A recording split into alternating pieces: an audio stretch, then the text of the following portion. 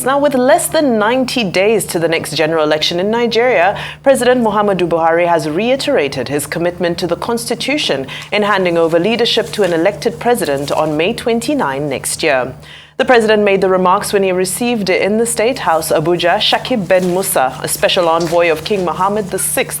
Now, Buhari also gave assurances of strengthened relations between both countries. Arise analyst Kayode Otitoju joins us to discuss the president's assurances against the backdrop of emerging challenges dogging the electoral process. It's good to have you again with us today. Good afternoon, sir. Good afternoon. Now let's get straight into it. I know we've had several discussions about the road to the elections. We tend to focus a lot on election day itself, BVAS, the technology, the transmission of results, and so forth.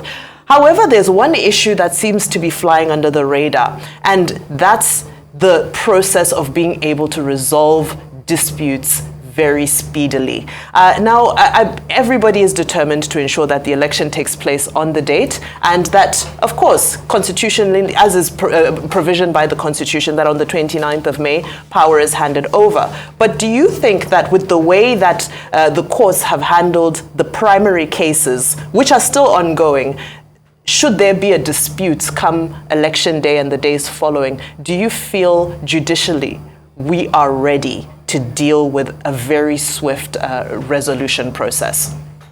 Do you think we are ready?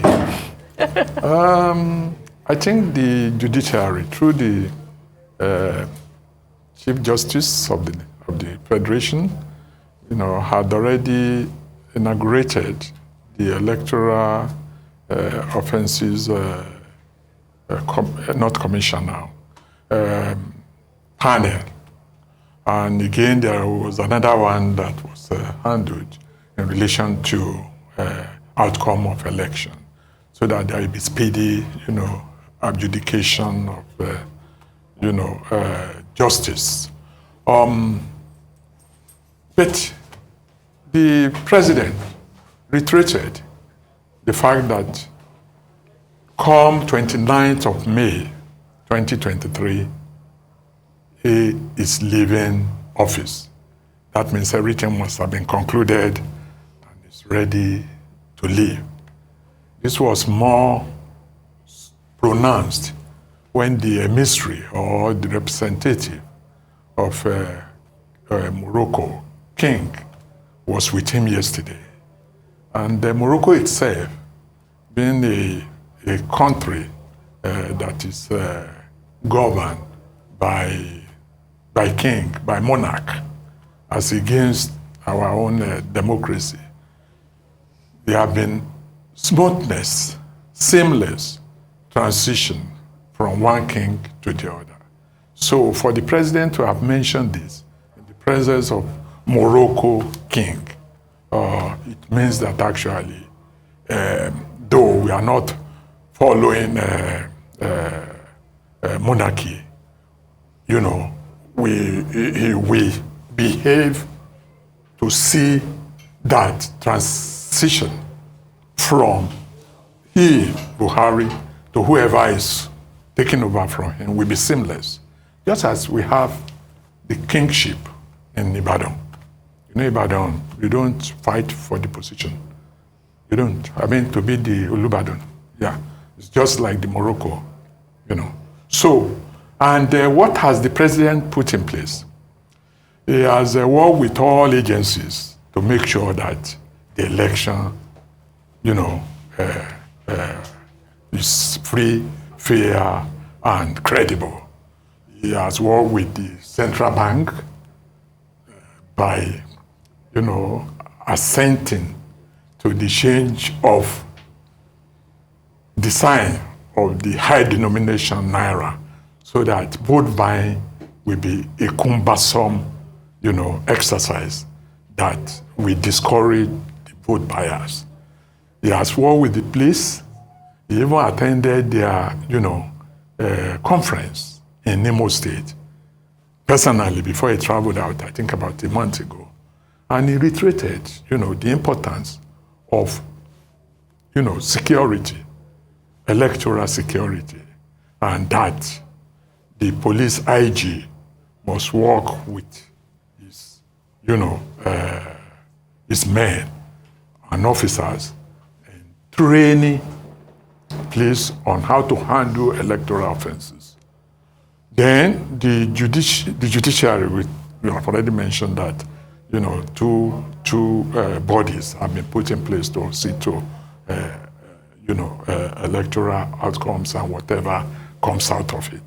Then the INEC itself, through the use of technology, BVAS and RIV, and so that the interpersonal interaction between electoral material and human being is minimized to the minimum. Then what else now? Which other body?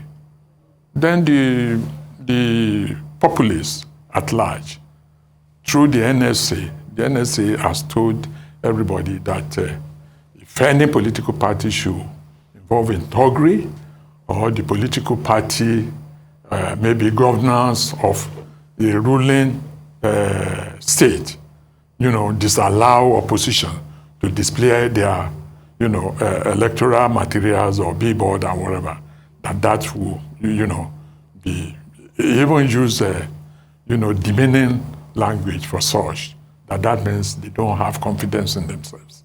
And that's a subtle way of, telling them that, I'm not coming to arrest you, but I know how to make you feel that what you are doing is bad.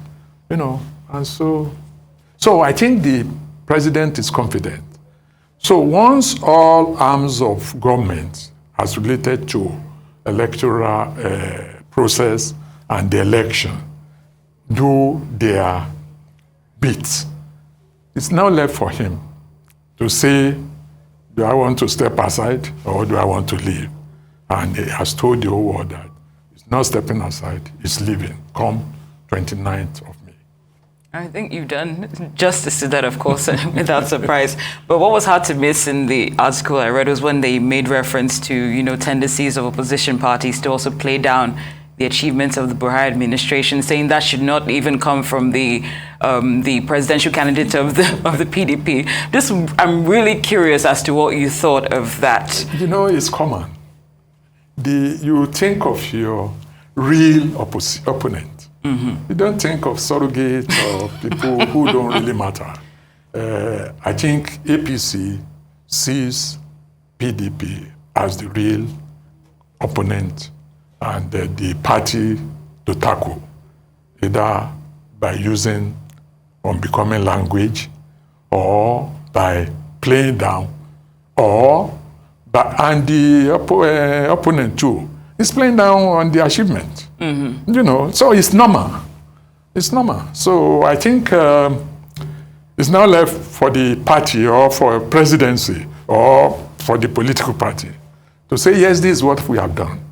Okay? Maybe within the remaining number of days between now and 29th of May next year, maybe we can still see so much, dividend of democracy, by responding to the criticism of the opponent, which is PDP.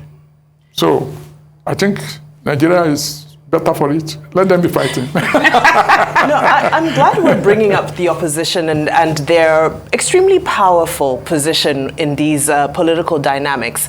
It makes me think of 2018, the Kenyan election. Raila Odinga was the much popularized opposition figure. When he lost the election come inauguration day, he said that he would stage his own people's inauguration in the town hall because he believed that he was the people's candidate. A few months later in Zimbabwe, Nelson Chamisa, opposition candidate, also defeated according to the election results, but still believed that he was the rightful winner and wanted to do the same thing, wanted to go into the city center and hold his own people's inauguration.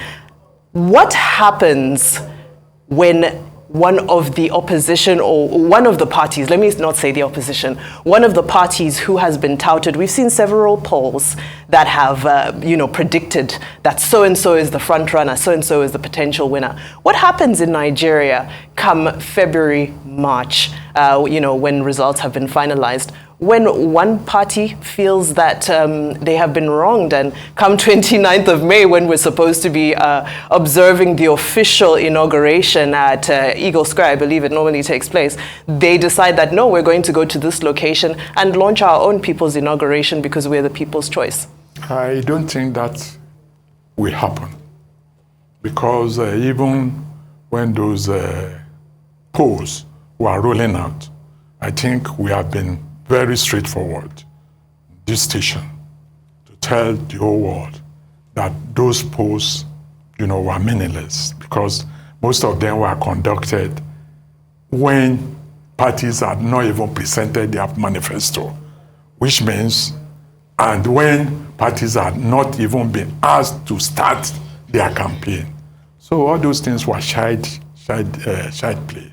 It's now that if there should be any poll now, it may have element of acceptability, but the ones that look like